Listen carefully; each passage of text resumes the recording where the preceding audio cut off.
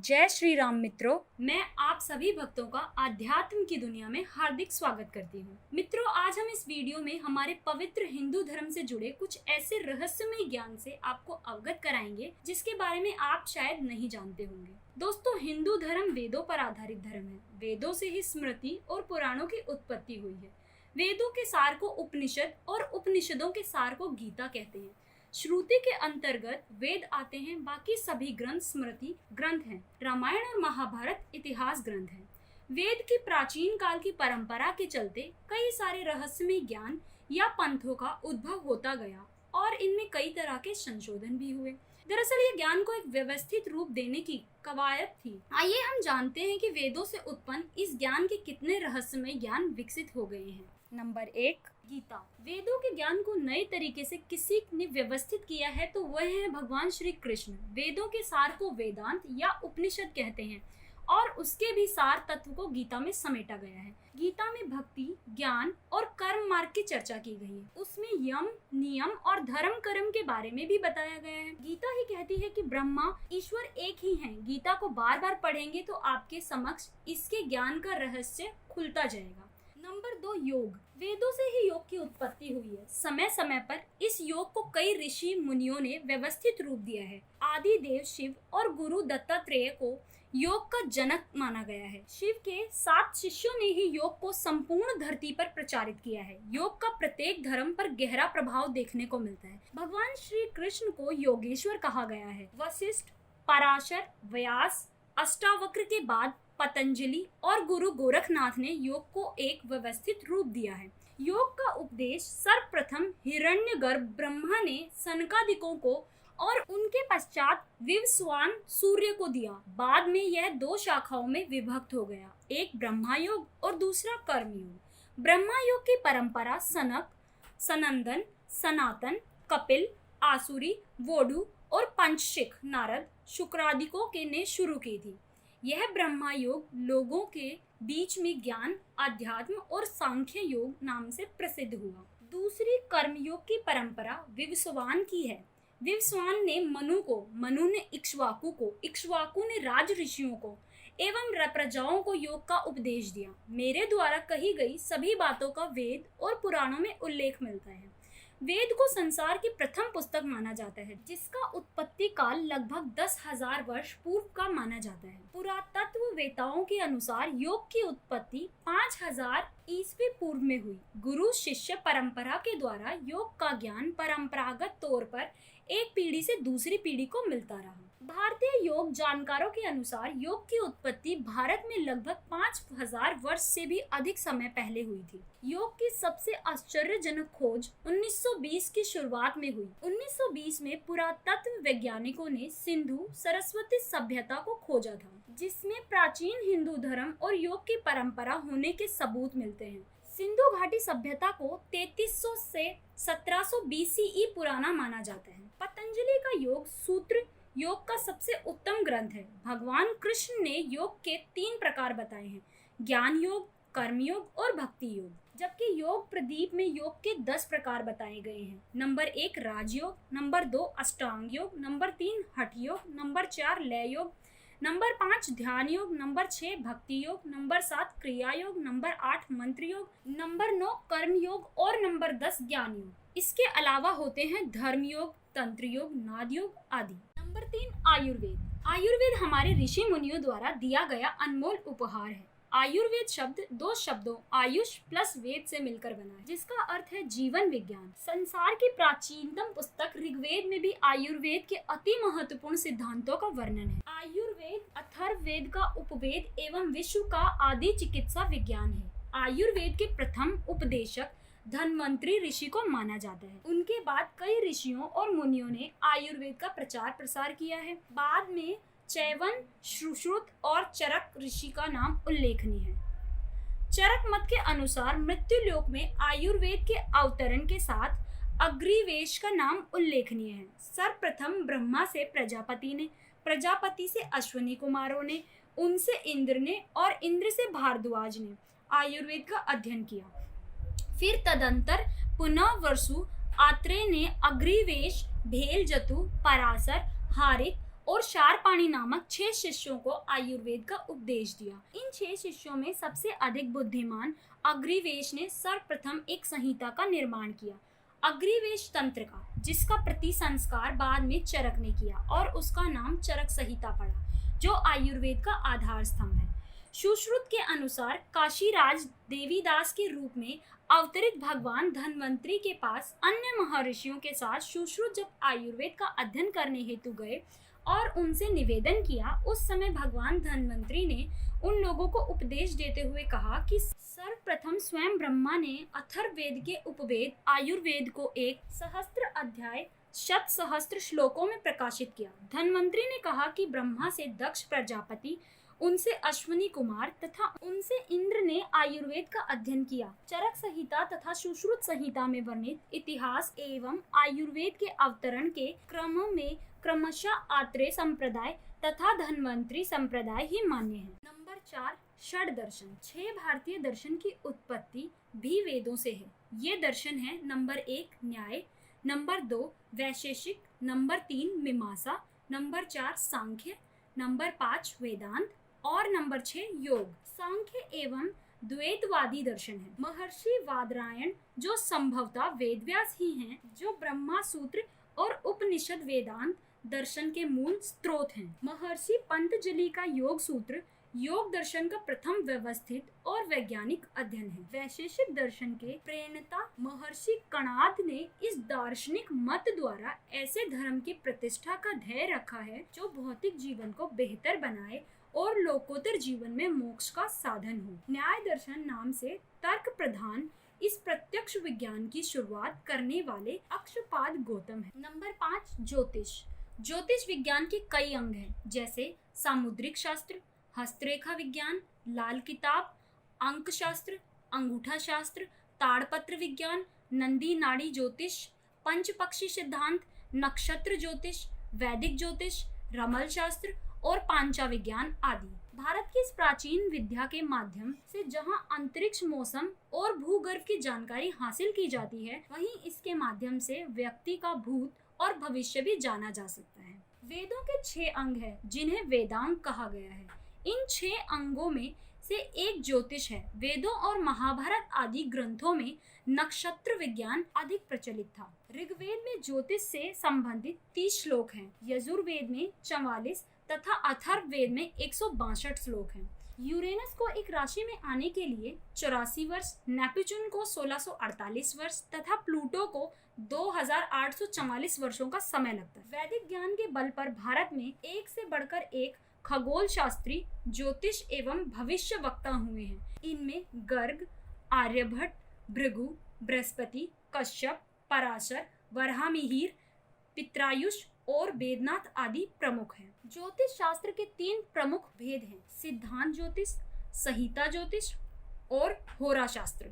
सिद्धांत ज्योतिष के प्रमुख आचार्य ब्रह्मा, आचार्य वशिष्ठ, अत्रि, मनु, पौलस्त्य, रोमक, मरीचि, अंगिरा, व्यास, नारद, शौनक, भृगु, चैवन, यवन, गर्ग, कश्यप और पराशर हैं। संहिता ज्योतिष के प्रमुख आचार्य मुहूर्त गणपति, विवाह मार्तंड, वर्ष प्रबोध, शीघ्र बोध, गंगाचार्य, नारद, महर्षि भृगु, रावण और वराहमिहिराचार्य हैं। होरा शास्त्र के प्रमुख आचार्य पुराने आचार्यों में पराशर, मानसागर, कल्याण वर्मा, दुष्टिराज, रामदेवज्ञ, गणेश और निपदी आदि हैं। भारतीय ज्योतिष शास्त्र में अलग अलग तरीके से भाग्य या भविष्य बताया जाता है। माना जाता है कि भारत में लगभग 150 से ज्यादा ज्योतिष विद्या प्रचलित। कुंडली ज्योतिष, लाल किताब की विद्या, गणितीय ज्योतिष, नंदी नाड़ी ज्योतिष, पंचपक्षी सिद्धांत, हस्तरेखा ज्योतिष,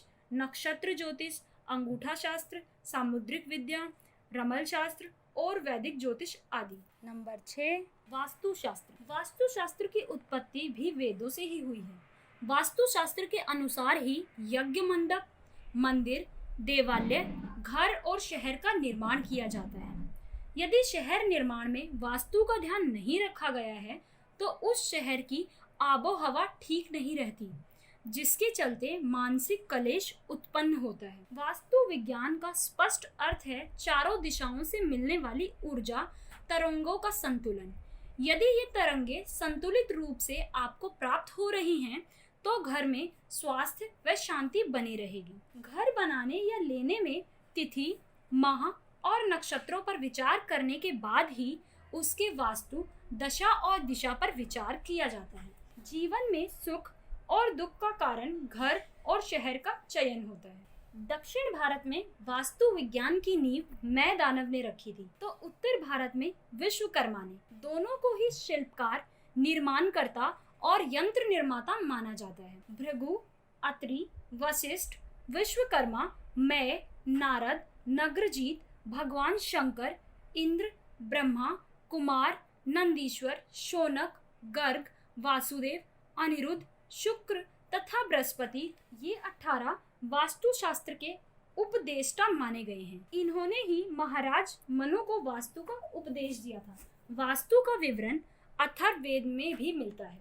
नंबर 7, यज्ञ। यज्ञ कर्म विज्ञान है, कर्म कांड नहीं। इसके विज्ञान को समझे बगैर इसे नकारा नहीं जा सकता। समीधा की लकड़ी और घी से हजारों टन ऑक्सीजन का निर्माण होता है। यज्ञ को पूजा पाठ नहीं समझना चाहिए। यज्ञ करने के नियम भी होते हैं। वेदों में जिन यज्ञों की चर्चा की गई है वही असल में यज्ञ होते हैं। वेदानुसार यज्ञ 5 प्रकार के होते हैं: ब्रह्म यज्ञ, देव यज्ञ, पितृयज्ञ, वैश्वदेव यज्ञ और अतिथि यज्ञ। देव यज्ञ को ही अग्निहोत्र कर्म कहते हैं। यज्ञों का विवरण यजुर्वेद में मिलता है। नंबर 8, तंत्र शास्त्र।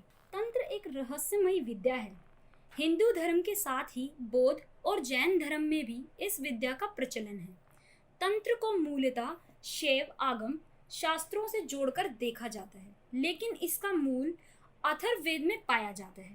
तंत्र शास्त्र 3 भागों में विभक्त है: आगम तंत्र, यामल तंत्र और मुख्य तंत्र। तंत्र शास्त्र के मंत्र और पूजा अलग किस्म के होते हैं। तंत्र विद्या के माध्यम से व्यक्ति अपनी आत्म शक्ति का विकास करके कई तरह की शक्तियों से संपन्न हो सकता है। यही तंत्र का उद्देश्य है। तंत्र के माध्यम से ही प्राचीन काल में घातक किस्म के हथियार बनाए जाते हैं, जैसे पाशुपातास्त्र, नागपाश, ब्रह्मास्त्र आदि। इसी तरह तंत्र से ही सम्मोहन, त्राटक, त्रिकाल, इंद्रजाल, परा, अपरा और प्राण विद्या का जन्म हुआ है। इसी तरह मनुष्य से पशु बन जाना, गायब हो जाना, एक साथ 5-5 रूप बना लेना, समुद्र को लांघ जाना, विशाल पर्वतों को उठाना, करोड़ों मील दूर के व्यक्ति को देख लेना, वह बात कर लेना जैसे अनेक कार्य, ये सभी तंत्र की बदौलत ही संभव है। तंत्र के प्रथम उपदेशक भगवान शंकर और उसके बाद भगवान दत्तात्रेय हुए हैं। बाद में सिद्ध, योगी,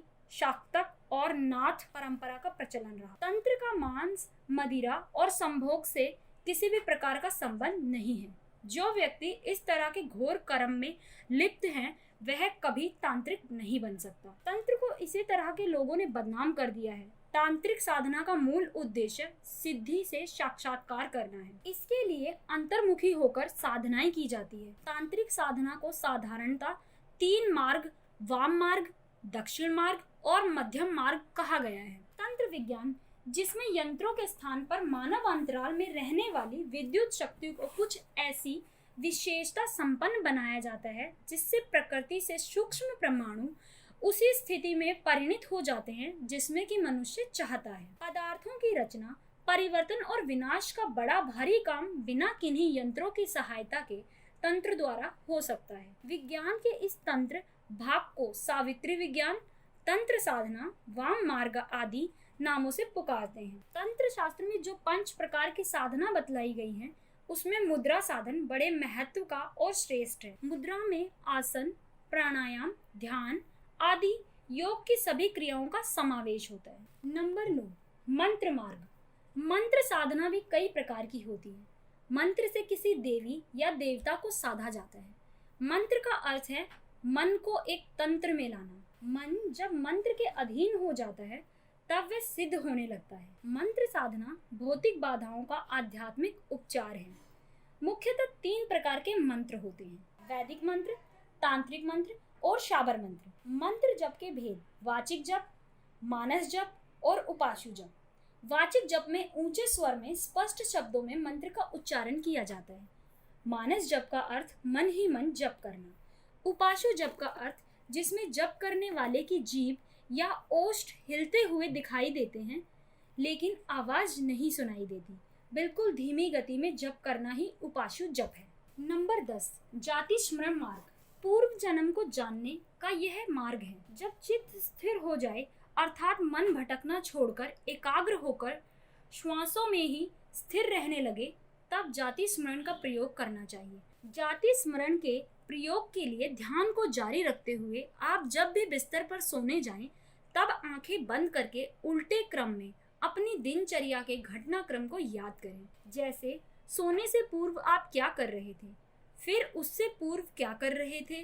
तब इस तरह की स्मृतियों को सुबह उठने तक ले जाएं। दिनचर्या का क्रम तथा जारी रखते हुए मेमोरी रिवर्स को बढ़ाते जाएं। ध्यान के साथ इस जाति स्मरण का अभ्यास जारी रखने से कुछ माह बाद जहां मेमोरी पावर बढ़ेगा, वहीं नए नए अनुभवों के साथ पिछले जन्म को जानने का द्वार भी खुलने लगेगा। जैन धर्म में जाति स्मरण के ज्ञान पर विस्तार से उल्लेख मिलता है। उपनिषदों में जागृत, स्वप्न और सुषुप्ति के बारे में विस्तार से उल्लेख मिलता है। इसको जानकर पूर्व जन्म को जाना जा सकता है।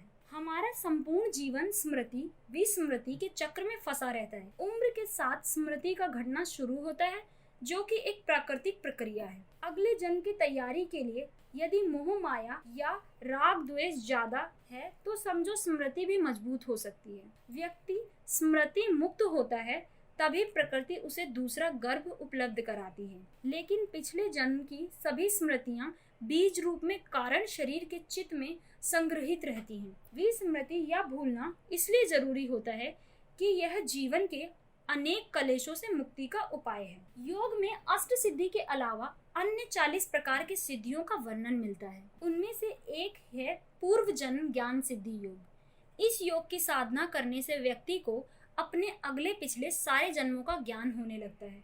यह साधना कठिन जरूर है, लेकिन योगाभ्यासी के लिए सरल है। योग कहता है कि सर्वप्रथम चित्त को स्थिर करना आवश्यक है, तभी इस चित्त में बीज रूप में संग्रहित पिछले जन्मों का ज्ञान हो सकेगा। चित्त में स्थित संस्कारों पर संयम करने से ही पूर्व जन्म का ज्ञान होता है। चित्त को स्थिर करने के लिए सतत ध्यान क्रिया करना जरूरी है। इसके अन्य तरीके भी हैं, जैसे सम्मोहन क्रिया, कार्योत्सर्ग विधि और अनुप्रेक्षा विधि के द्वारा भी पूर्व जन्म को जाना जा सकता है। तो मित्रों, यह था हमारे पवित्र हिंदू धर्म से जुड़ा महत्वपूर्ण और रहस्यमय ज्ञान।